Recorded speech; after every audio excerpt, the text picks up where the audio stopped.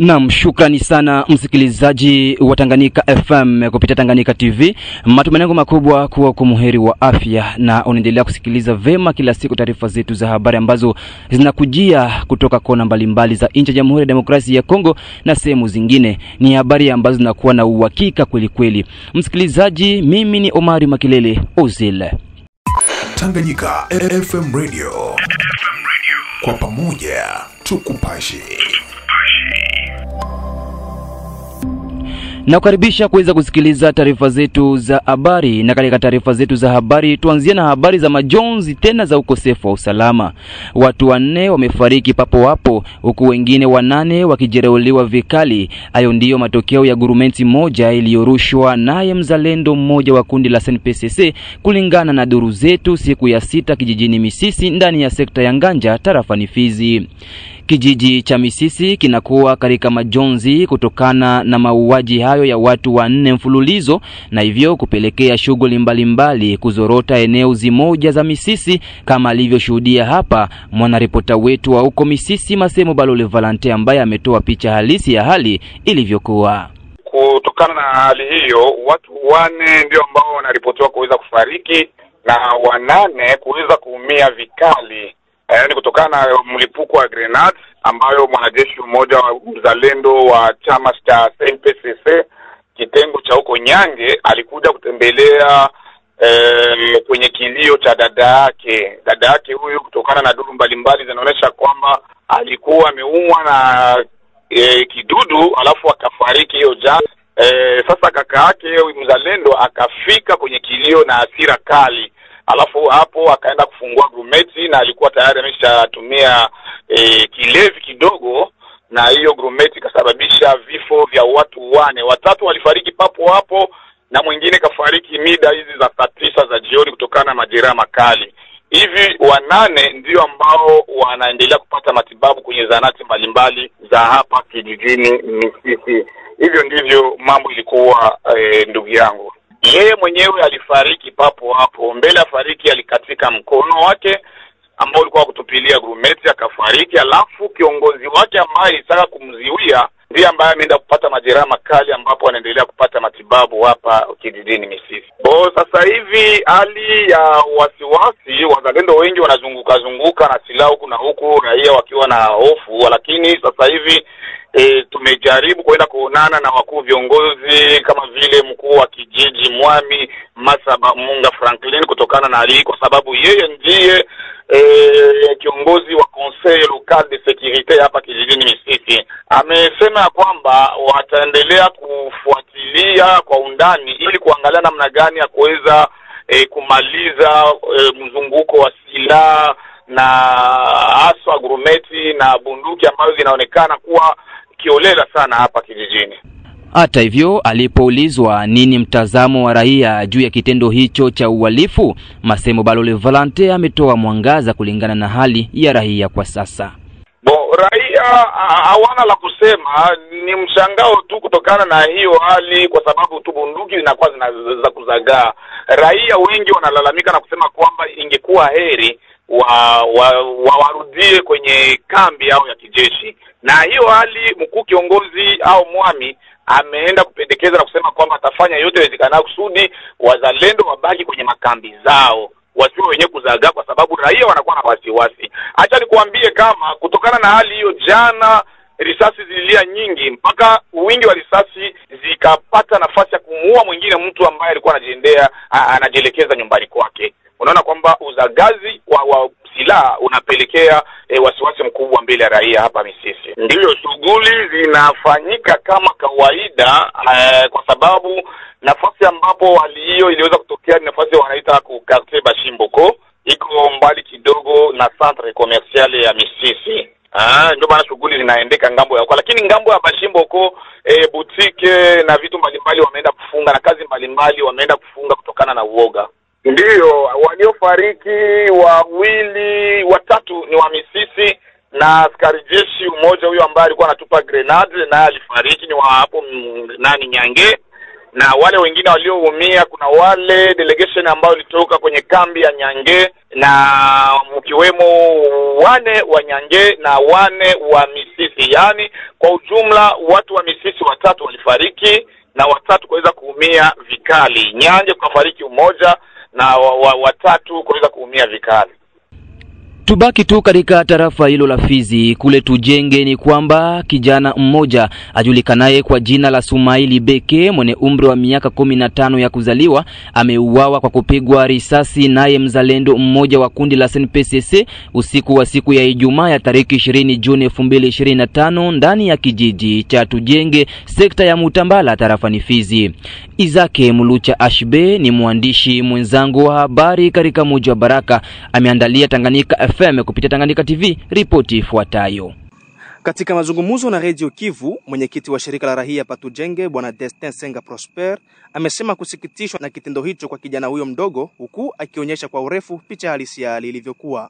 Ilikuwa usiku, mamida saa 1 za usiku. Kuna nafasi moja ambapo wazalendo wa sana wanazoea kwenda kunywa pombe. Sasa kulikuwa wazalendo ambao walikuwa pale kikundi chetu cha SNPCC ambao walikuwa natoka katika kijiji cha Kafulo kujielekeza pale Tujenge kufro. Ufika pale wakaingia katika hali ya kukunywa pombe.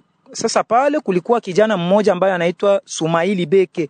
Mtoto ule yuko na miaka 15. Alikuwa pale. Batu tu balikuwa stuka kuona ule masasi naripuka pale. Sasa kwa ile hali ya vile ile masasi kapiga ule kijana Sumaili ambaye mimi naweza sema apumzike kwa amani. Ile masasi sasa ilipiga mtoto akaanguka. Benzake bazalendo wenyewe walikuwa pale wakanyang'anya bunduki, bakamfunga makamba, bakaingia katika michakato ya kutosha mtoto pale Tujenge kwa sababu gisi unavyojua ndugu mtangazaji, Tujenge hakuna hospitali. Ikabidi sasa ule mtoto akue hapa Baraka juu ya prise en charge. Wakati bako katika ile hali ya kumshusha hapa Baraka, kufika pale Kuyepe mtoto akafariki. Alifariki kwa mida saa 5 za usiku baada ya yeye kutoka pale Tujenge na ile saa 1 ya usiku. Kwa gisi walimuoji, viongozi wake walimuoji ule mzalendo, alikuya kusema kama risasi iliponyoka kwa sababu yeye alisema bunduki ilikuwa kumgongo. Sasa alipenda kutosha bunduki ndio risasi ikaponyoka. Tulishukuru kwanza uongozi wa SNPCC kwa sababu litusaidia kukamata ule kijana na kumpeleka katika eneo ambapo angepashwa akue. Kwa sasa kwa muda ambao nakwambia saa hii ule kijana Elia yuko pale kuditora, na najua kama ule kijana ataenda ku central sagisi uongozi wa SNPCC ulisema. Na kitu kingine, walikaa jamaa mbili, familia mbili, ile ya ule kijana ambaye aliuana na kijana mwenye alikufa. Wakaongea kwanza wasema tuzike mtu, ingine maneno tutakuya iongea nyuma. Na hili ilikuwa katika majadiliano ambayo kiongozi wa SNPCC wapale Kuyepe alisaidia ili jamaa isikilizane na wazike mtu. Na mpaka kwa hiyo wakati yenyewe niko nakwambia ule kijana Asumani Beke tumemzika leo pale Kufaraja. Tunachunga ingine maneno ambayo itafanyika pale na jamaa mbili ambazo zitakuja kusikilizana ili tuangalie nini ambacho tutakuja kusaidia nyuma baada ya ule kijana kufariki. Ndugu mtangazaji, unajua familia iko pale Bilimani. Sasa ilitujia vigumu kusema maiti ilifika mtu anakuwa fia hapa Baraka tena tumpandishe kule Tujenge. Tukasikilizana na familia pamoja na uongozi wa SNPCC ambao ulikuwa sasa vile unasimamia ile dossier. Tukaona kama ule kijana azikwe hapa na kilio itaendelea kupanda pale Tujenge ambapo jamaa ya ule mtoto anapatikana. Hata hivyo, mkuu kiongozi wa kijiji hicho cha Tujenge Bwana Wakati Fundi Kipendo amesema kupokea kwa masikitiko makubwa kifo cha kijana Sumaili Beke, huku akisema kuwa sio mara ya kwanza vitendo hivyo kutokea maeneo hayo ya Tujenge. Huyu ameomba viongozi wa SNPCC kuchunguza vyema askari wao. Mimi nimesikitika sana, tena sana, sababu vitendo kama hivi pale kwetu Tujenge, hii ni kitendo ya 3. Kitendo ya kwanza ni boko abo, balipigana pale risasi, umoja alitaua mwenzake, masasi kapiga mumigulu mwa huyu mtoto mwenyana uana, huyu mwenyana uana huyu. Mwenzake alimuratia akapiga masasi mumigulu juu ya chakula. Safari ya pili balitaka uwa mzee Kashindi Juma yenyewe napita hapa. Tena mie kupanda kufika pale kuuliza tuko tunatengeneza mule pale kuuliza maneno ya mwingine, Kashindi alitaka kufa jana na soda fulani. Hii inaendelea model gani? Kuuliza tena pale kwenye huyu mtoto alipigiwa masasi, njoo pale tena kwenye Kashindi alitapata shida ya kupigwa masasi. Sasa hiyo maneno inatuia kama roho hazina mzuri sana. Tunaona kama vile tunaasirika sana. Soda anatoka kukongola, Kafulo anafika Tujenge, hayafika kuka, aisha kuwa na ingine ka tofauti ya ka yake ile, antuka tuvioni mzuri. Ilfo soda anatembea anafika kwanza kukaa na mizigo yake njoo kule kukazi, lakini soda anaanza tembea tofauti na ka ile, antuka tunaiona vibaya sana. Uongozi wa SNPCC kitu tunalomba kabisa kwa mzee, ifo akuwa nafanya suivi kwa soda wanajeshi wale wenye eko natuma maeneo tofauti, kukwe kunafika watu wa jeshi wengine wanaangalia vipi kisha juma mbili pale, inaweza kuwa vizuri sana. Hata sisi wakapita tutakuwa tunaishi na hali nzuri. Mwishowe, Deste Senga Prosper, mwenyekiti wa shirika la raia Tujenge, ameomba pia kwa wakuu viongozi wa wazalendo kuangalia vyema majeshi yao ili kulinda raia na mali yake. Sisi kwanza kama shirika la raia tunasema ni katika hali ya machozi sana, ndo tunasema hii habari ya mtoto, kwa sababu kama unavyojua ndugu mtangazaji, Tujenge hakuna AFC M23, Tujenge hakuna Ngomino. Sasa ile hali ya pombe ambao vijana wetu wanajitia ndani, mimi nawaza kama hata Enemia anaweza bakuta mwile hali ya pombe na italeta shida. Ndio vile sasa tulikuwa napenda kuambia uongozi wa SNPCC waangalie gisi gani ya kujerewa vijana wao. Tunajua kama mabunduki ambayo inazagaa, na siku moja tulikuwa tunabisemaka kama hizi bunduki kama ziko bien contrôlé, bunduki iko sawa vile ni bulozi, na kama aikamate mzuri inaweza kutuletea shida, na ile shida ndio yenyewe tunaona sasa hivi. Tunasikia huku na huku, tunasikia mavifo ambavyo vinaletwa na uzalendo. Walikamata bunduki juu ya kulinda raia, lakini sasa hivi vitendo ambavyo wanaendelea kuvifanya sasa, hata si raia tunaanza ogopa juu saa hii pale raia yote ya pale Tujenge saa hii yote inasambara na mingi wanakimbia kutokana na ile kitendo ambao vijana ambao walikuwa sanse kutuproteger tena inakuwa source ya insecurity. Kwa hiyo juu ya ile batusaidie viongozi waangalie nani mwenye anastahili kupewa bunduki. Haiko mulevi mnamuona barabara juu ni soda mnampatia bunduki, tutakuwa tu tunaassiste kwa kumamoro yenye tungepashwa kuproteger juu ile kijana jeunesse ndo Kongo ya kesho. Mtoto anakufa na age moja nani ya miaka 15, akosa angekuwa hata ministre, angekuwa hata depute, angesaidia katika inchi na kesho anakuwa defendre inchi, lakini ona katika ile mazingira yenye alienda kufa. Na hii tunasema uongozi wa SNPCC na vikundi vingine vya wazalendo ambao wanaendelea kushikilia silaha baangalie gisi gani ya kujere mabunduki yao ili raia, bezo ya raia sie tunapenda amani. Na tujelekeze kule Nyange ni kwamba ujumbe wa wazalendo na uhusika na kuondoa vizuizi bandia venye kuwekwa nao baadhi ya wazalendo kuanza Makobola mpaka Nyange umesema kukamilisha vyema ziara yao ya kikazi, na hivyo umejipongeza kwa kazi kubwa walioifanya. Katika mazungumzo na Tanganyika FM kupitia Tanganyika TV akiwa kijijini Nyange, moja kati ya waliohunda msafara huo ameonyesha hapa picha ya ziara yao. Sekta ya Tanganyika tumemaliza tayari, tuko Nyange tuishamaliza territoire yote, tulimaliza kabisa territoire yote. Action ilifika mpaka Nyange kule kote kabisa, bariere zote tulifieka isipokuwa unayaba Kalistra hawakosaki kama kunaweza kwa bariere 2-3, lakini au moins tuko na resite ya 95%. Bariere zote kabisa tumefieka. Kazi tuliyofanya zile trakaseri tumezifikisha mwisho, na la longi semeni tunaanza na ile nyingine, vraiment ile trakaseri zote zitakuwa zimekwisha. Pili tumeacha tu bariere 6, moja iko Makobola, ya pili iko Lweva, bariere ya 3 iko Mukinja, bariere ya 4 iko Kwantene pale ku kote Mabanga, bariere ya 5 iko Lulimba ku mchanga mbele ya position ya polisi pale barolage, bariere ya 6 iko Nyange. Kazi ambao tumefanya sisi, Mungu ametusaidia kasa tumemaliza territoire yote mzima. Tulianza kwanza na barabara namba 5, baadaye tunahamasisha viongozi wa vikundi hivyo ambavyo vina hivyo vizuizi kwa njia za mashamba au za kwenda manyumbani. Hizo nazo tunazikamatia hatua, nazo zitaisha. Na wazia ya kama bugonjwa inakuwa haraka kuingia, wakati wanapotunzwa sherti bugonjwa yote itunzwe. Na hiyo trakaseri za hiyo manjia kwenda kwa mashamba vile vile tunaendelea kuhamasisha na kuambia viongozi zile nazo tutazishughulikia kama gisi tulishughulikia hizi bariere za mabarabara. Na alipoulizwa hatua gani walizochukua juu ya kuepuka vizuizi hivyo visirudi tena kwenye barabara ya taifa namba 5, huyu hapa ametoa mwangaza. Ndiyo bwana journalist, ninakusikia kabisa. Acha niseme kwanza hili. Kilichotuma sisi kwanza tuvunje hizo barieri, vizuizi vya njiani, ni maneno mawili. Sisi tumechukua silaha ni kwa sababu ya kulinda raia na mali yake na kufyeka adui. Barabarani hakuna adui. Adui anatoka ngambo za Bukavu, Kamanyola pale ndo kuna kibambazi kabisa. Adui anatoka milimani. Adui haiko njia ya kwenda Sebele, adui haiko njia ya kwenda Makobola, adui haiko njia ya kwenda Kushamba, adui haiko njia ya kwenda sijue na kadhalika. Hicho ni cha kwanza. Tulikamata hiyo mawazo sababu waaskari wamekimbia lengo lao kuliko kuwa kwenye shamba la mapigano. Wanakimbilia wote barabarani, waanze kutoza wa 2000 wa 1000 fra gari 15,000 1100. Sababu ya hiyo ikatutuma sisi na malalamiko kuwa mengi.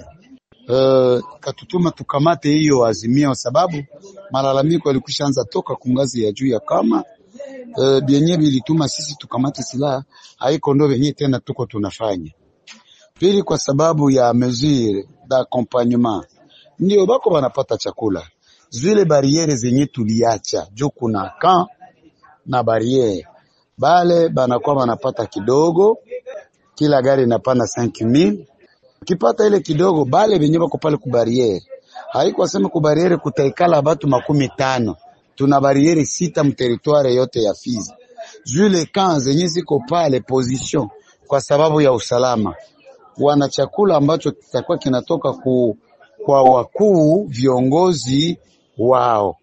Hiyo iko sababu kama wakuu viongozi hawatimizi, sisi ambao ni viongozi vyao kwa siasa tutawahamasisha zaidi ili watekeleze na kwa kulinda na kwa kulea wale watoto. Katika mji wa Baraka ni kwamba kamati ya baraza la vijana kwa ushirikiano na shirika la raia na baadhi ya vijana toka kata mbalimbali za mji huu wa Baraka wameendesha kazi za pamoja maarufu Salongo siku ya posho ya wiki tunayo kwa kushindikiza wito wa meya kwa muda wa mji wa Baraka. Katika mazungumzo na Tanganyika FM kupitia Tanganyika TV, De Gaulle Malembewe Kubo, mwenyekiti wa baraza la vijana mjini Baraka, amesema wao kama vijana wana jukumu ya kusaidia serikali katika mambo ya maendeleo kama alivyoeleza. Salongo yetu ya leo ilikuwa kuangalia kwa barabara yenyewe nafungiwa, watu wanajenga barabara en plein centre ville hapa ku parking ya zamani kwa agence la Baleine sorti ile entrée ya kwenye matengenezo ya Serkei. Ukishuka chini ufike mwi barabara centre commercial utakuta kama watu wanajenga wanafunga barabara, na leo tulita jeunesse société civile batu ya cadastre tukue tu prelever tuangalie barabara inafungiwa fasi gani na kuangalia nini cha kufanya. Tukapima vipimo barabara, tukafika ngambo ya chini kwenye barabara inafungana, cadastre ka prelever ma metre na kazi kafanyika mzuri, na jeunesse ilikuwa mingi na société civile ilituakompanye. Menasa hii tunapaswa peleka rapport ku conseil de sécurité ya ville ya Baraka, ndio watakamata decision kwa kuangalia kama kufungula parce que batu wanajenga barabara. Si ça vile jeunesse kwa achilia barabara ifungiwe, alors on aurait souhaité hii barabara na tellement que ni barabara ya centre ville ifunguke pour que mwingine itakate isafike na kwa image mzuri ya ville tu ya Baraka. Maendeleo ya jiji ya Baraka ni kazi ya sisi wote, na sisi vijana njo tuko vijana wa Baraka na tuko na ile jukumu ya kuonesha serikali kwenye batu wanajenga anarshikima banajenga mubaya. Jimagine mtu anafunga barabara saa hii juu toke kote ya kule yulu kuanzia Maserkei ushuke ufike ku centre ville kwenye kulikuwa agence la Baleine, barabara inafungiwa. Sisi vile jeunesse tuko na ile jukumu ya kuidentify ile mafasi ziko vile, na tunapeleka ripoti kwa viko viongozi wa jiji letu la Baraka. Nafikiri wenyewe wako na ile obligation ya kusikia vile tulibambia, parce que kama uko kiongozi wa jiji uko na intérêt na maendeleo ya jiji, donc pale hatuwezi enda muipoteza kusema kama hawatatekeleza, parce que wenyewe tulishawapatia ile report na wakatuambia tukuje tuangalie tuwapeleke report, na fahamu ya kwamba watafanya kazi.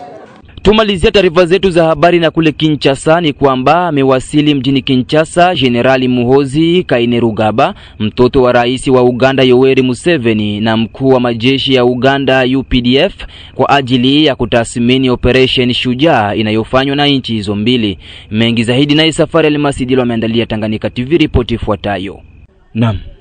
Operation iliyozunduliwa mnamo Novemba 30, 2021, Operation Shujaa, mpango wa pamoja wa kijeshi kati ya vikosi vya jeshi la Jamhuri ya Kidemokrasia ya Kongo FARDC na vikosi vya ulinzi vya raia wa Uganda UPDF. Operation inayolenga ukabili makundi ya silaha ya RF, kikundi cha waasi kinachoshutumiwa kwa mauaji ya raia wa mashariki mwa nchi ya Jamhuri ya Kidemokrasia ya Kongo na mashambulio ya kigaidi nchini Uganda. Tangu kuzinduliwa kwake, kambi kadhaa za ADF na LU zimebomolewa haswa katika maeneo ya Beni na Irumu. Mnamo Septemba 2024, operation ya pamoja ilifanyika na kuharibu makao muhimu ya ADF na LU kati ya vijiji vya Karanseti na Kota Ukula karibu na Mamove. Mnamo Mei 2024, FARDC na UPDF vilithibitisha kujitolewa kwao wakati wa tathmini ya pamoja, ikionyesha mafanikio ya sehemu ya operation hiyo katika mapambano dhidi ya vikundi hivyo vya kigaidi. Hata hivyo, licha ya maendeleo haya, changamoto zinaendelea kulingana na kikundi cha utafiti cha Congo JAC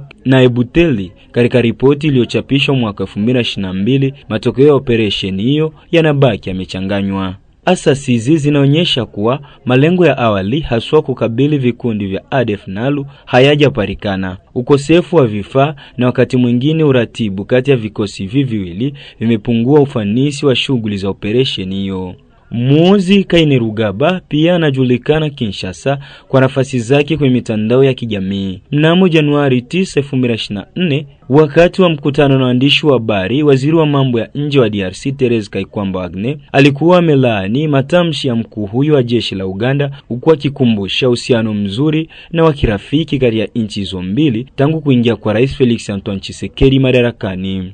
Tulikuwa wazi kabisa na wenzetu wa huko Uganda juu ya hali isiyokubalika ya matamko haya, alisema Therese Kaikwamba, na kuongeza kwamba Kinshasa ilingojea ufafanuzi rasmi na wa umma kutoka kwa serikali ya Uganda. Mnamo Disemba 18, 2024, waziri huyo anayehusika na mambo ya nje na ushirikiano wa kimataifa alimuita afisa wa Uganda nchini DRC Matata Twa kutoa maelezo juu ya matamshi ya hivi karibuni ya Muhoozi Kainerugaba pamoja na onyo dhidi ya mamluki weupe wanaofanya kazi karibu na FARDC.